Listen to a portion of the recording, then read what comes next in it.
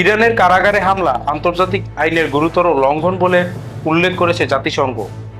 ইরানের রাজধানী তেহরানের প্রসিদ্ধ এভিন কারাগারে ইসরায়েলের ক্ষেপণাস্ত্র হামলার নিন্দা জানিয়েছে জাতিসংঘের মানবাধিকার দপ্তর।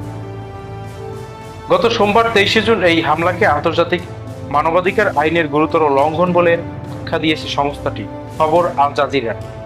জাতিসংঘ মানবাধিকার দপ্তরের মুখপাত্র হামিন আল খিতান জেনেভায় সাংবাদিকদের বলেন, এভিন কারাগার কোনো সামরিক লক্ষ্যবস্তু নয়, ফলে এতে হামলা করা আন্তর্জাতিক মানবাধিকার আইনের গুরুতর লঙ্ঘন। হামলায় কতজন নিহত বা আহত হয়েছে সে সম্পর্কে বিস্তারিত না জানালেও ইরানের বিচার বিভাগ জানিয়েছে হতাহতের ঘটনা ঘটেছে। ইরানের বিচার বিভাগীয় বার্তা সংস্থা মিজান জানিয়েছে, এভিন কারাগারের বাসিন্দাদের তেহরান প্রদেশের অন্যান্য স্থানে সরিয়ে নেওয়া হয়েছে।